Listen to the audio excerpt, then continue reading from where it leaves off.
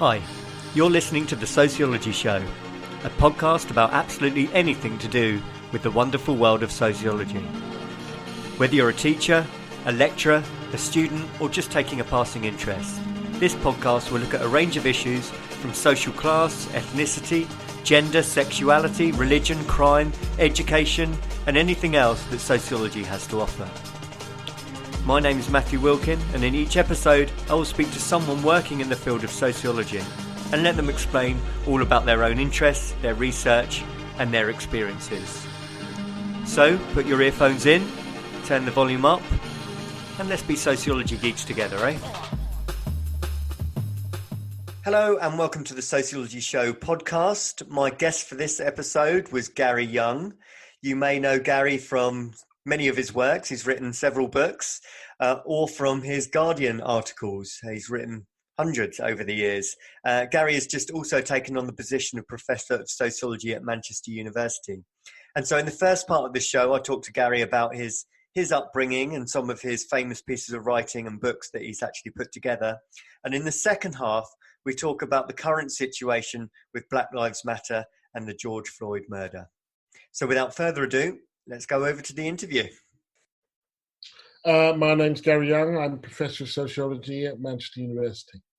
Thank you, Gary. And I know that's a new position, and it's quite a long and winding road that's taken you to that position. Do you mind telling the listeners about your upbringing and how you came to arrive at that position? Not at all. So I was born in Hitchin, raised in Stevenage. Left school at 17 to work in a refugee school, then studied to be an interpreter, actually. Studied French and Russian, and sort of stumbled into journalism at the age of around 23, 24, and stayed there for 26 years in various guises at the Guardian. Nearly all of my work, my full-time staff working lives at the Guardian. 12 years of which I spent as a correspondent in America. And then in January, I left the Guardian. In April, just as students were being sent home and universities were being closed because of COVID, I became a member of faculty at Manchester University. And in between those times, it was a softer transition than it might sound like. So I was a visiting professor for 2 years, full-time position, the Belzella Professor for Policy and Public Administration at Brooklyn College for 2 years. I taught at NYU. I'm a visiting professor at London South Bank. So I'd dipped my toe into academia a fair bit. But and during that time, I'd also written 5 books.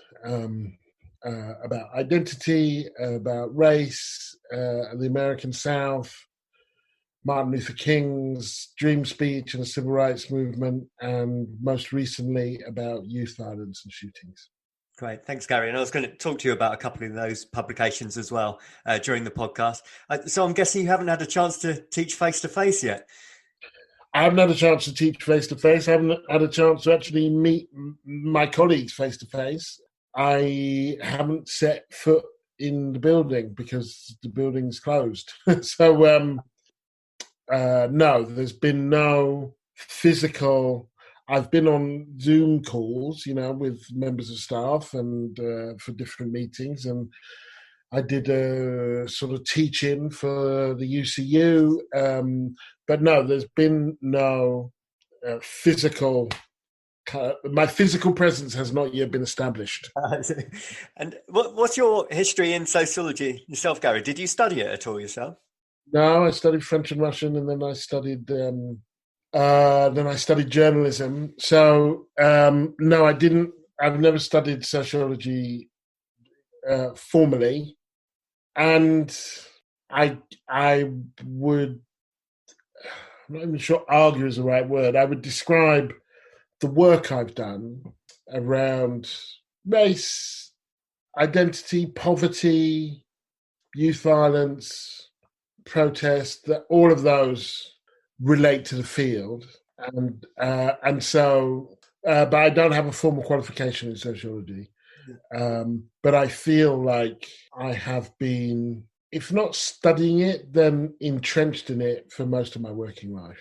Absolutely. Well, certainly your name is in the sociology textbooks as well, Gary. So Is there it? is. As soon as I start reading those textbooks, I'll be able to verify that.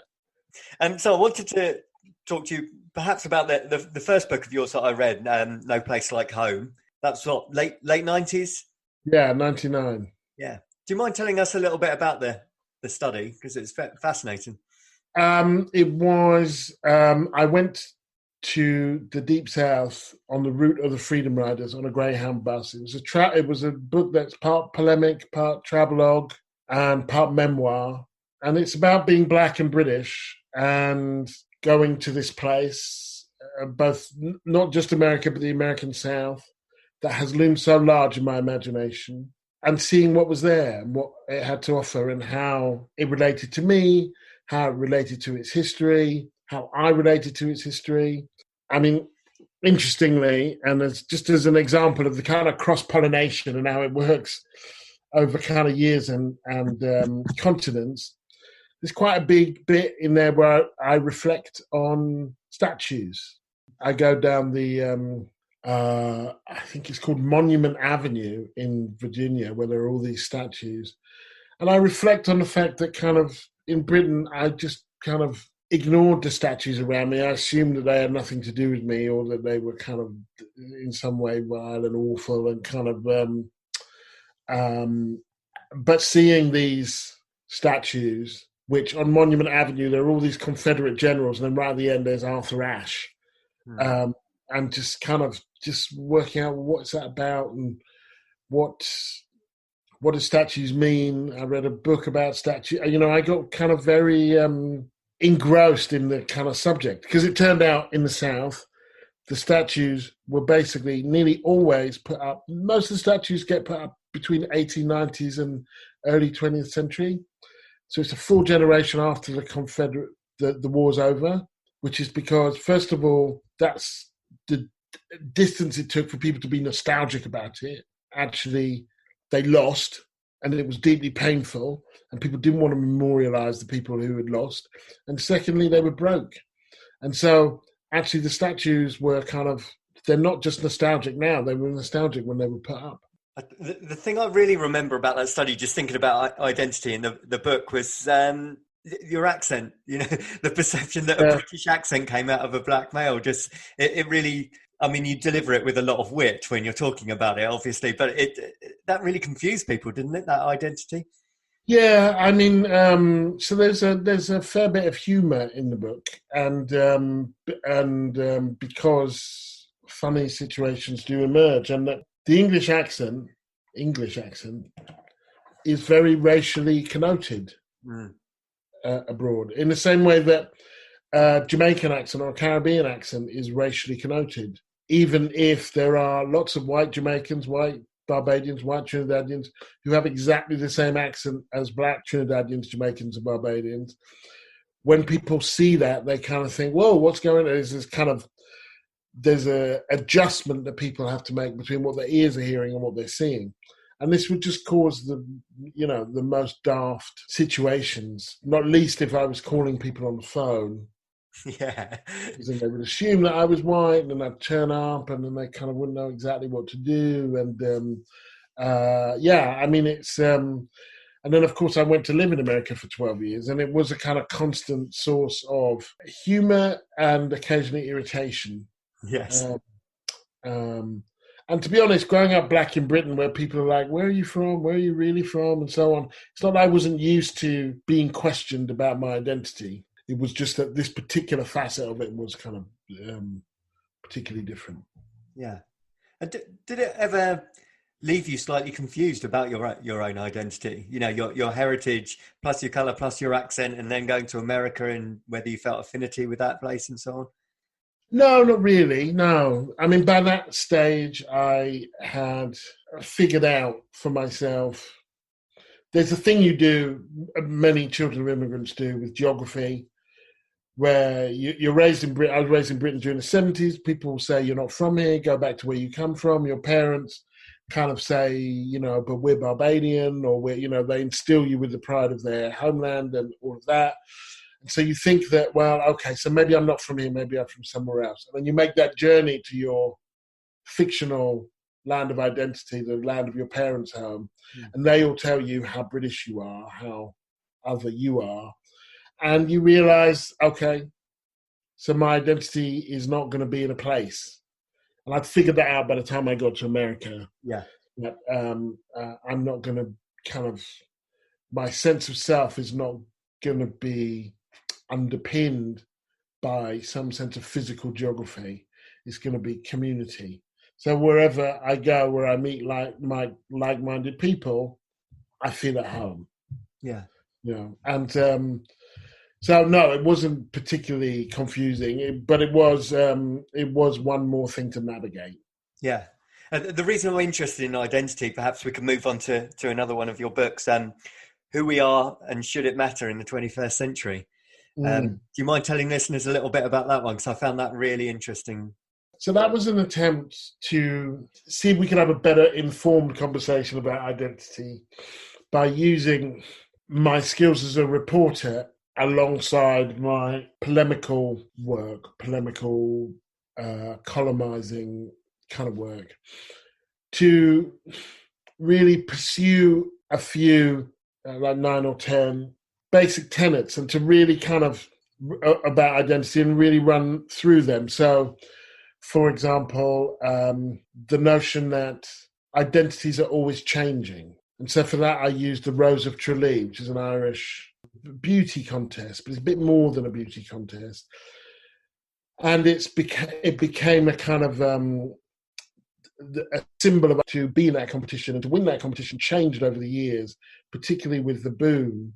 So now single mums are allowed to compete. That would never have been possible in the past.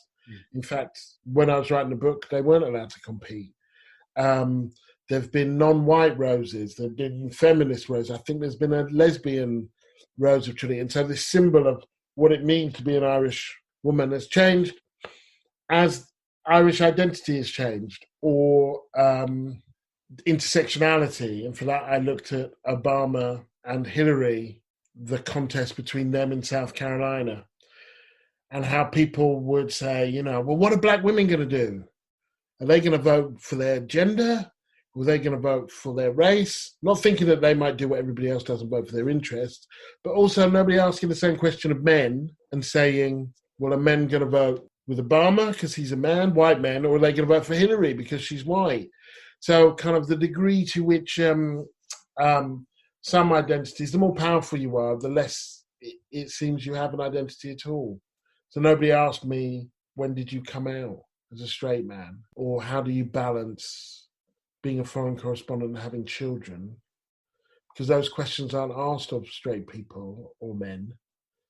And so it was an exploration of identity by kind of taking the show on the road, really. Yeah. And I was just thinking, actually, as you mentioned that, because what's that, 10 years old, that book now, but identity politics has arguably become even stronger, would you say, since you wrote that? Oh, yes, fiercely so, yeah. Worryingly so, actually. I make the case quite kind of robustly in the book that there's identity in our politics. That's a given. The question is how it's used or employed. So I think identity politics is at present it's kind of thrown around as a bit of an insult. But actually everybody comes to politics with something. Everybody. White people, black people, men, women. The question is whether you realize and recognize it or not.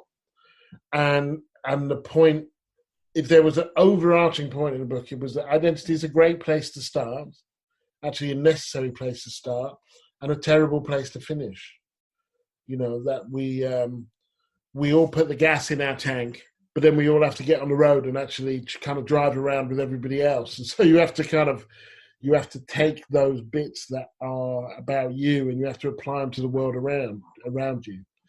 I mean, interestingly, I think the right are the most aggressive purveyors of identity politics, the most reactionary form of it at the moment. Trump's appeal to whiteness, to Christianity, to nationalism. Nobody. I'm not trying to make a pun here, but nobody is trumping that. Yeah. Nobody is. Nobody's doing better than that when it comes to making appeals through politics with regards to identity. And what did you mean by that? And should it matter in the 21st century? Because I thought that's an interesting title. Are you saying it shouldn't? Well, that is. Should it ever matter? I mean, I think there's a case to be made. You know, I'm British, so what? So then I have to make the case for why that's relevant. Sometimes it's not relevant. Sometimes it is. If I'm having a conversation with someone who's Irish about the border, it is relevant. It's not necessarily the most relevant thing. It's not necessarily more relevant than my argument, but it's relevant. If I'm in a conversation with a gay person about trans issues, how relevant is it? It's still there, but it's probably not the kind of most dominant thing. So the issue of how our various identities are relevant is one that it's reasonable to force people to make the case, I think. Yeah. Thanks, Gary. Could we move on to one of your more recent books, The Speech? Yeah. Do you mind telling listeners about that one? It came from having done 2 interviews with the guy who wrote Martin Luther King's famous speech at the March on Washington, and loving the story. And that speech did not have "I Have a Dream" in it. The speech that he actually writes for King doesn't have it in it. And the story of how that comes into the speech is a lovely story about Mahalia Jackson, the singer, who'd heard King deliver his dream speech in Detroit a few weeks earlier. And if you listen to the speech, King is winding down.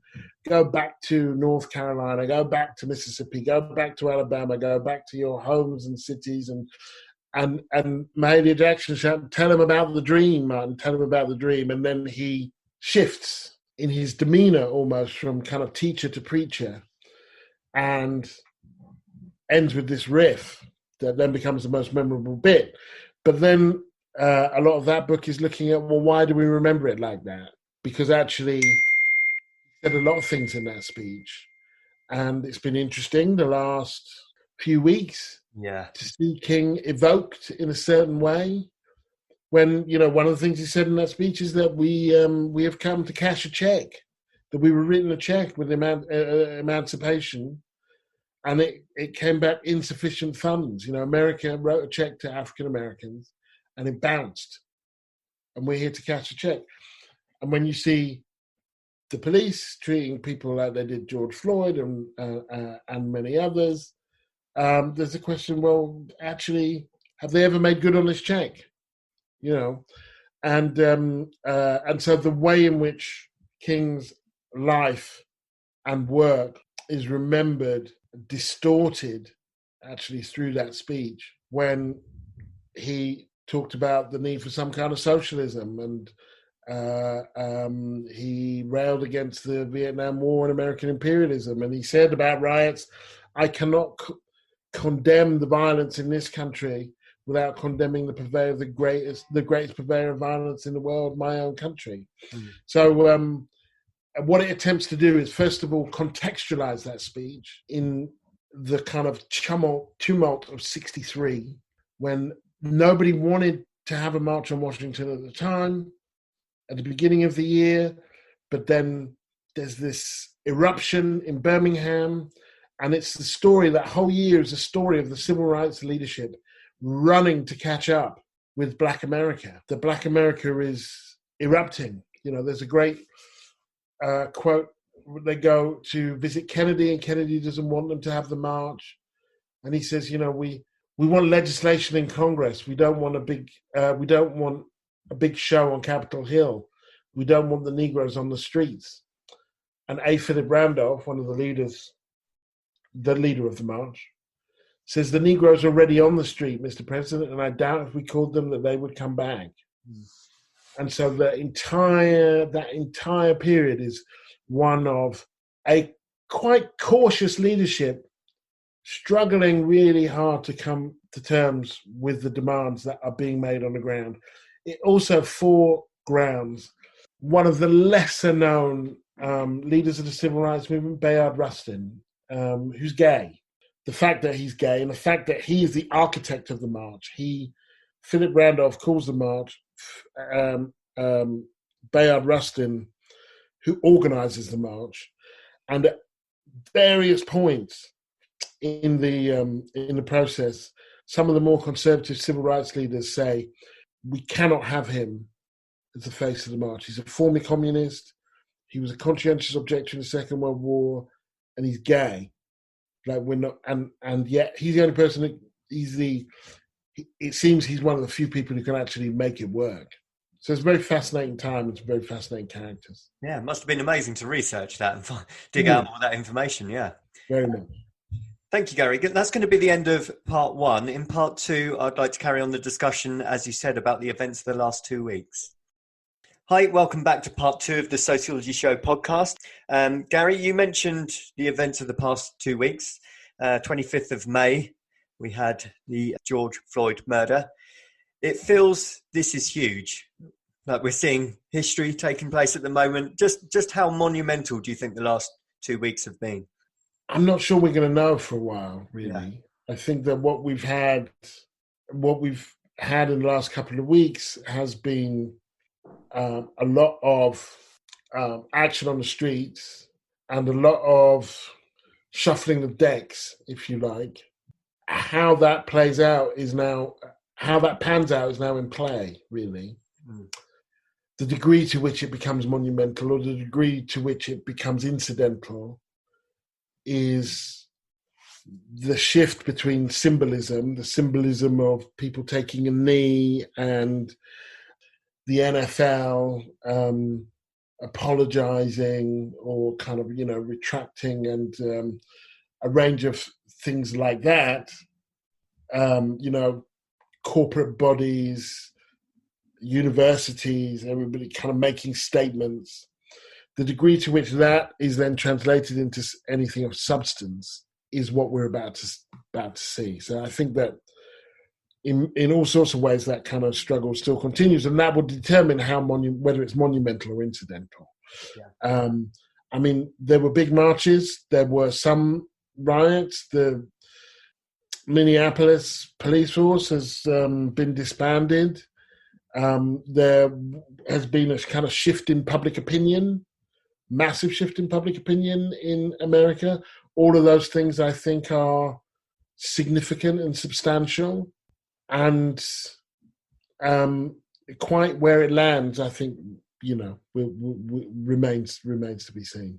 Yeah. Is that the fear that it might be a kind of fad for a few weeks and then everything falls back into place and back to normal? Is that the concern? Well, I don't think there's any chance of it going back. What's done can't be undone. And so it won't be about going back to where we were, but it might be about settling in a place that doesn't produce substantive change. And that's a constant fear, constant worry with any kind of mass protest. I mean, they highlight these protests and rebellions, they highlight problems that they're not equipped to solve. They create space, but they can't hold it indefinitely.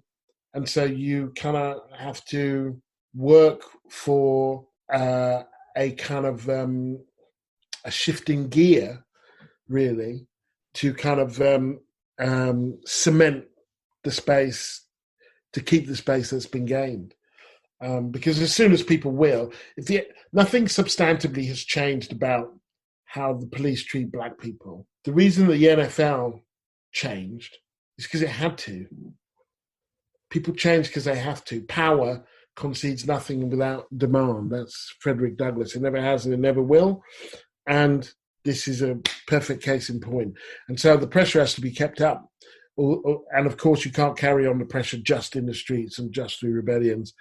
It's always important to be mindful that that's what got us to this point. Yeah. So when people say, what's the point of rioting? What's what use can it do? Not that it's not unproblematic, but, you have to ask yourself, would we be having this conversation, any kind of conversation, if the fires hadn't been burning? And the sad truth is, I don't think we would be. Yeah. I just wondered if this feels a little bit different. This feels bigger than, campaigns and protests in the past. Like you said, the number of people and groups and organisations backing and supporting. Do you think it does feel bigger, more monumental? I'm cautious because first of all, we're in the middle of it. When you're in the middle of something, it always feels bigger. Yeah. Secondly, I'm not in America, and that's the kind of epicenter of this thing. And I haven't been in America since March, and nobody saw this coming, this particular thing coming in March, although it could happen at any time. And so it could be, but it doesn't just become a big thing by itself. It becomes a big thing because people continue to make it a big thing. If I draw an analogy with Me Too, that was a big thing, is a big thing. It felt different. I'm not sure that I could really quantify for you how things have changed in that world, in the world of sexual harassment, beyond the individuals, beyond Harvey Weinstein or the people who lost their jobs. I think that's still in play, the degree to which that was paradigm shifting. Because for it to be paradigm shifting, it's not just that we change the way we talk about something, it's change the way that things work and we have to change who has power. And that takes longer. It's less exhilarating. A lot of it's not caught on video and shared. And so I'm cautious about proclaiming in the middle of it, this is something, this is a step change. It certainly has the potential to be, but, and one can already say, yes, more people have come out. It was nationwide. It was global. Went on for an extended period of time. All those things haven't happened for a long time. What they mean and what they ultimately achieve is what's in the balance. Because one of the things that I'm interested in, I wonder if I could have your views on it, Gary, is that there seems to be a period of reflection at the moment. Just in the British press, we've had Little Britain looking back at some of the sketches that they made, and Dec came out and made a statement yesterday. The co-creator of Friends said, if she could go back and write Friends again, she would do it differently. How do you feel about that kind of reflecting on the past? See, it's always good for people to reflect, right? Yeah. That's great. And I'm reminded of some lines in The Office, the British Office, where they're talking about Dam Busters, I think, and one of the characters in Dam Busters has a dog called the N-word. Yes. And David Brent doesn't want to say it, and then I think it's Gavin says it, and then David Brent says, yeah, but that's before racism was bad. Yeah. And the kind of Friends was launched in the 90s, if I'm not right. Yeah. If I'm not wrong. Yeah, mid-90s, yeah. Yeah. It was known then. They knew what they were doing. They didn't do it by accident. The kind of casting, there was one black woman for a short period of time, a paleontologist who was Ross's girlfriend. But you actually have to work quite hard, as they did when they made Seinfeld and Friends, to imagine New York without black people. That's quite hard. Yeah. But they did it. So they didn't do it by accident. It's not like nobody said anything. It's that there was no price to pay. And actually, when you did the economics of it, it made much more sense to keep black people out of it. So I think, great, but what do you know now that you didn't know before? It's not, anti-racism wasn't invented 2 weeks ago. So without kind of, any development that anybody makes, any kind of advance, any evolution that somebody makes, one welcomes that. And yet one has to ask, what happened to you that you started from such a low level? And if your argument is that you didn't think about it then, I don't believe you. Actually, that took quite a lot to construct comedy in that way, took effort. and there were people. This was in Britain with Little Britain. That was after the Macpherson report. What else do you need to know? Or do we seriously have to pull down some statues and riot for you to understand that kind of, we make up more than a third of a city? Because otherwise, there's not. That's crazy. So, what do you think about kind of retrospective banning of something like that? Do you think we should leave past media as it is and learn from the history, or do you think there's anything to be gained from editing out history, if you like? Depends what it is. Depends on. I mean, I think Tom and Jerry, with the mammy and the this and that. Some of those you can just say we're not running those anymore. Nobody gets hurt. Doesn't mean it didn't happen. Doesn't mean that you can't access them if you want to look for them on YouTube or whatever. But we're not going to put them on Netflix or Nickelodeon anymore because they're offensive. And then there's things like Friends where I just think, well, it speaks for itself. Actually, I kind of I don't see the need. I wouldn't see the need to not run Friends because it doesn't have black people in it, or to not run Seinfeld because it doesn't have black people in it. But we do a lot of in other ways. We do an awful lot of retrospective stuff, don't we? We do a lot of stuff that just says that feels a bit dated now. Yes, and that's kind of we do that beyond race, beyond. We do that with sort of Larry Grace and Everard Shut That Door. It's kind of it isn't. 70s was a different time. And it's not that was before homophobia was wrong, but it is like, well, that's dated.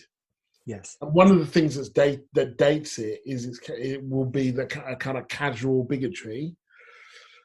And one of the things that dates it is just that kind of we're not where we were. We're not who we were. Thank God. And we can do better. But the notion that, say, blackface was a problem, that's not new. Yeah.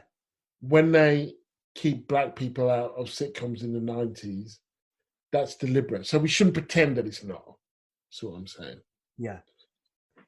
And to go back to your point, you said where we can't judge Black Lives Matter, the current movement, how seismic it is. What would you say needs to happen next to keep it in the forefront of the public's knowledge and to keep the campaign going? What needs to happen? Well, I mean, difficulty in answering that question is that this was a global moment, and so the kind of things that would need to happen in America will in many ways be different to the kind of things that would need to happen here, for example. Yes. But in America, where it's like there has to be a kind of fundamental rethink of policing and the entire justice system that incarcerates so many people, that kind of there are people talking about abolition of prisons, abolition of police, but I'm not going to claim that it wouldn't surprise me if that didn't roll off the lips of Joe Biden or kind of, whoever. But you don't get through this moment without a fundamental rethink of policing in general. Yeah. And its lethal consequences. The fact that it dovetails, overlaps with a moment of massive disproportionality in COVID deaths gives us the opportunity to actually look a bit further and to understand systemic racism, the kind of racism that you don't catch on a camera, that's not shared on Facebook, the kind of the slow drumbeat of statistical deprivation, more likely to be poor, more likely to be in the kind of cramped housing, more likely to have to go to work. All of the things that have made black people, both in America and here, highly susceptible to COVID-19. Actually, there is a connection in this moment because the murder of George Floyd is the most brazen, unmistakable expression of racism. People see that and they think racism. But actually, that is the tip of an iceberg, and so much of it is underwater. So much of it is good people working in bad systems. Who does the rota? Who is more likely to be on this particular shift as a nurse or a doctor? So much of it is not just. It's not like there's some mean person running around with COVID licking black people's faces. Yeah. That's not how it works. It's kind of, or that the virus is somehow kind of predisposed to kind of kill black people. Society discriminates. It's not a virus that discriminates. And that's killing many more of us than are being killed by the police, even in America. And so I think it's important to, in this moment, to make those connections and to look at how we end up in a situation like this. And are you hopeful, Gary? Are you hopeful of change and for the future? See, I'm a socialist, so I'm always hopeful. It's a kind of chronic and debilitating disposition I have. People are questioning the state, they're questioning power, they're questioning history. That makes me hopeful. Whenever people come out on the streets and demand equality, I'm hopeful. Looking at the degree to which, at present, people feel they identify more than they did with the Black Lives Matter and the issues surrounding it, that makes me hopeful.